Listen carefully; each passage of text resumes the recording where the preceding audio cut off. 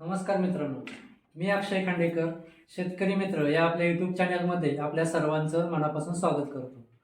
आज आपण या व्हिडिओमध्ये PMEGP म्हणजेच prime minister employment generation programme, त्यालाच मराठीमध्ये प्रधानमंत्री रोजगार निर्मिती कार्यक्रम असं म्हटलं जातं, या योजनेबद्दल आपण सविस्तर माहिती जाणून घेणार आहोत. जर तुम्हालाही स्वतःचा व्यवसाय सुरू करायचा असेल आणि उद्योजक बनायचं तुमचं स्वप्न असेल तर हा व्हिडिओ तुमच्यासाठी आहे. मित्रांनो, PMEGP ही योजना आहे ती नवीन व्यवसाय सुरू करण्यासाठी आर्थिक मदत या योजनेअंतर्गत दिली जाते. आणि जर तुम्हालाही स्वतःचा व्यवसाय सुरू करून उद्योजक बनायचा असेल तर हा व्हिडिओ शेवटपर्यंत नक्की बघा. चॅनलवरती पहिल्यांदा आला असाल तर आत्ताच आपल्या चॅनलला सबस्क्राईब करा, कारण इथे आपल्याला मिळते शासकीय योजनांची सविस्तर माहिती. तर आपण सुरू करूया आपला हा व्हिडिओ. मित्रांनो, PMEGP या योजनेअंतर्गत आपल्याला बँकेकडून 50 लाखांपर्यंत कर्ज दिलं जातं आणि त्याच्यावरती आपल्याला शासनाकडून सबसिडी दिली जाते. तर या योजनेअंतर्गत आपल्याला किती कर्ज मिळतं आणि शासनाकडून आपल्याला किती सबसिडी मिळते ते आपण सुरुवातीला पाहूया. तर मित्रांनो, या योजनेसाठी अर्ज करताना तुम्हाला फक्त नॅशनल बँकेमध्ये अर्ज करायचा आहे. हे सर्वात महत्त्वाची गोष्ट आणि पहिली अट म्हणजे ही आहे की आपल्याला नॅशनल बँकेमध्ये अर्ज करायचा आहे. तर ह्या योजनेअंतर्गत 2 कॅटेगरी ठेवलेल्या आहेत. पहिली कॅटेगरी म्हणजे जे सर्व्हिस क्षेत्रामध्ये स्वतःचा व्यवसाय सुरू करणार आहेत, म्हणजे सर्व्हिस इंडस्ट्रीमध्ये ज्यांना स्वतःचा व्यवसाय सुरू करायचा आहे त्यांच्यासाठी शासनाने 20 लाख रुपये कर्ज मर्यादा ठेवलेली आहे. आणि ज्यांना मॅन्युफॅक्चरिंग सेक्टरमध्ये स्वतःचा व्यवसाय सुरू करायचा आहे त्यांच्यासाठी जास्तीत जास्त 50 लाखापर्यंत आपण कर्ज घेऊ शकतो. तर आता तुम्हाला कळालंच असेल की सर्व्हिस इंडस्ट्रीमध्ये आपल्याला 20 लाखापर्यंत कर्ज मिळतं आणि मॅन्युफॅक्चरिंग इंडस्ट्रीमध्ये जर तुम्ही व्यवसाय सुरू करणार असाल तर तुम्हाला 50 लाखापर्यंत कर्ज हे दिलं जातं. तर याच्यासाठी आता आपल्याला सबसिडी किती मिळते? तर मित्रांनो, जर तुम्ही OBC, SC, ST किंवा महिला याच्यामध्ये जर तुम्ही येत असाल तर तुम्हाला, आणि जर तुमचा जो व्यवसाय आहे ते तुम्ही खेडेगावात सुरू करणार असाल तर तुम्हाला शासनाकडून 35% एवढी सबसिडी दिली जाते. तेच जर तुम्ही कास्टमध्ये असाल आणि जर तुमचा व्यवसाय हा शहरामध्ये सुरू करणार असाल तर तुम्हाला त्या ठिकाणी 25% इतकी सबसिडी दिली जाते. जर तुमचा व्यवसाय हा खेडेगावात सुरू करत असाल आणि तुम्ही जर ओपनमध्ये असाल, मराठा समाजाचे असाल तर तुम्हाला 25% एवढी सबसिडी दिली जाते. आणि तेच जर तुम्ही शहरामध्ये व्यवसाय सुरू करत असाल आणि ओपनमध्ये येत असाल तर तुम्हाला 15% एवढी सबसिडी ही शासनाकडून दिली जाते. इथे आपले 2 पॉईंट क्लिअर झाले की किती लोन मिळतं आणि त्याच्यावरती आपल्याला सबसिडी किती मिळते. आता याच्यानंतर आपण पाहूयात की ह्यासाठी अर्ज कोण कोण करू शकतो. तर याच्यासाठी अर्ज करण्यासाठी सिंपल 2-3 अटी आहेत. त्या म्हणजे अर्जदाराचे वय हे 18 वर्षापेक्षा जास्त असणं गरजेचं आहे. अर्जदार हा 8वी पास असणं गरजेचं आहे. त्याच्यानंतर तुमचा प्रोजेक्ट रिपोर्ट हा स्ट्रॉंग असणं अतिशय गरजेचं आहे. आणि तुम्हाला बँकेमध्ये इंटरव्ह्यू देता यावा एवढं तुमची तयारी असणं गरजेचं आहे. या काही बेसिक अटी आहेत. या अटींची जर तुम्ही पूर्तता केली तर तुम्ही या योजनेसाठी सहजपणे अर्ज करू शकता. आता या योजनेसाठी अर्ज करताना आपल्याला कोणकोणती कागदपत्र गरजेचे आहेत? तर मित्रांनो, यासाठी अर्ज करताना तुमच्याकडे तुमचं Aadhaar card, PAN card, bank passbook, ते राष्ट्रीयकृत बँकेचं पासबुक असणं गरजेचं आहे. तुमचं शाळा सोडल्याचा दाखला, कास्ट सर्टिफिकेट, तुमचं डोमासाईल, जर तुम्ही खेडेगावात बिझनेस सुरू करत असाल तर तुम्हाला ग्रामपंचायतीचा लोकसंख्येचा दाखला हे घेणं गरजेचं आहे. तुमचा उत्पन्नाचा दाखला, असे काही बेसिक डॉक्युमेंट तुमच्याजवळ असणं गरजेचं आहे. हे डॉक्युमेंट जर तुमच्याकडे असतील तर तुम्ही या योजनेचा लाभ घेऊ शकता. आता आपण पाहूयात की या योजनेअंतर्गत कोणकोणते व्यवसाय आपण करू शकतो. तर या योजनेअंतर्गत जर तुम्ही सर्व्हिस इंडस्ट्रीमध्ये व्यवसाय सुरू करणार असाल तर तुम्ही किराणा मालाचं शॉप, बेकरी व्यवसाय, कोणतेही जर ऑनलाईन सर्व्हिस सेंटर तुम्ही सुरू करणार असाल तर तेच तुम्ही सुरू करू शकता. महिलांसाठी तुम्ही ब्युटी पार्लर सुरू करू शकता.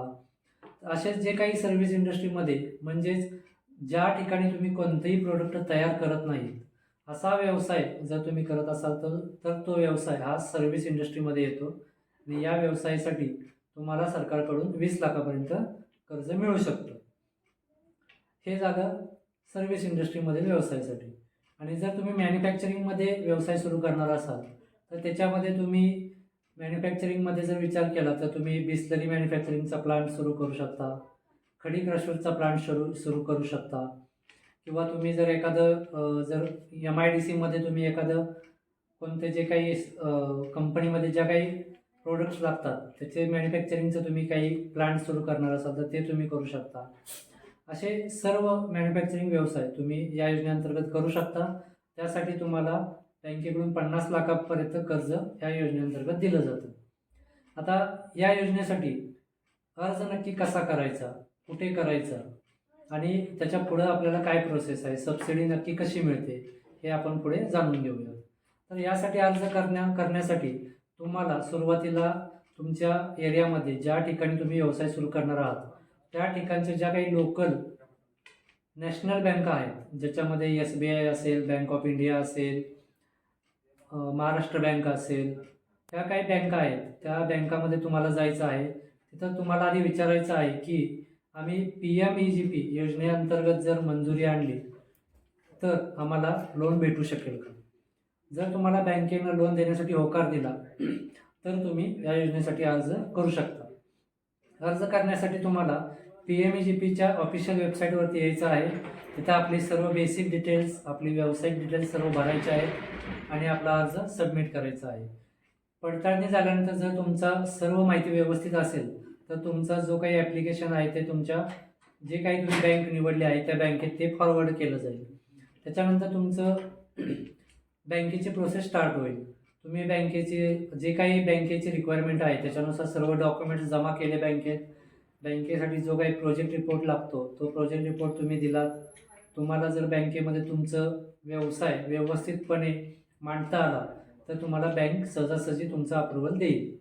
बँकेचं अप्रुव्हल आल्यानंतर आपल्याला एक EDP असं एक ट्रेनिंग असतं. 11 दिवसाचं हे जे ट्रेनिंग आहे ते तुम्हाला तुमच्या जिल्ह्याच्या ठिकाणी हे ट्रेनिंग कंप्लीट करावं लागतं.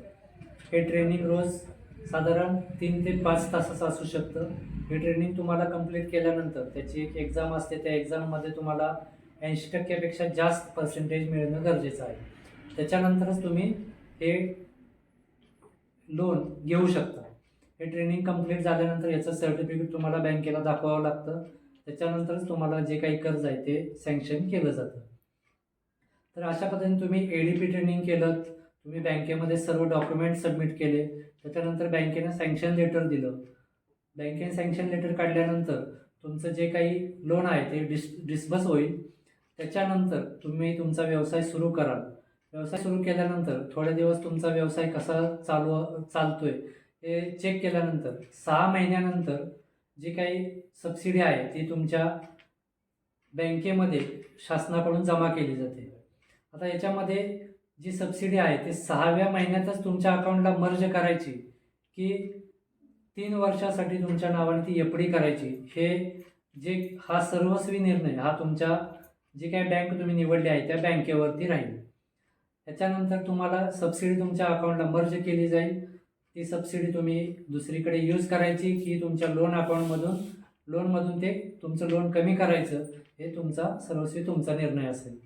अशा पद्धतीने तुम्ही PMEGP योजनेचा लाभ एकदम सहजासहजी घेऊ शकता. फक्त तुम्हाला बँक लोन देण्यासाठी तयार असणं गरजेचं आहे. अशा पद्धतीने तुम्ही या योजनेसाठी अर्ज करू शकता. याच्यासाठी काय कागदपत्र लागतात, कोणत्या व्यवसायासाठी तुम्ही अर्ज करू शकता, हे सर्व माहिती आपण या व्हिडिओमध्ये पाहिलेली आहे. जर तुम्हाला काही प्रश्न असतील तर तुम्ही नक्की कमेंटमध्ये तुमचे प्रश्न विचारू शकता. तसेच मी खाली माझा मोबाईल नंबरसुद्धा देईन. त्याच्यामध्ये तुमचे जर काही तुम्हाला डाऊट असतील तर तुम्ही मला डायरेक्ट कॉलसुद्धा करू शकता किंवा व्हॉट्सअपला मेसेजसुद्धा करू शकता. जर व्हिडिओ आवडला तर व्हिडिओला लाईक करा. जे नवीन व्यवसाय सुरू करणार आहेत त्यांच्यापर्यंत हा व्हिडिओ नक्की शेअर करा. तुमच्या एका शेअरमुळे कोणाचं तरी स्वप्न पूर्ण होऊ शकतं. मित्रांनो, अशाच नवनवीन माहितीसाठी आपल्या शेतकरी मित्र या यूट्यूब चॅनलला सबस्क्राईब करा. सर्वांपर्यंत हा व्हिडिओ नक्की शेअर करा. भेटूयात अशाच एका नवीन व्हिडिओसोबत. तोपर्यंत धन्यवाद.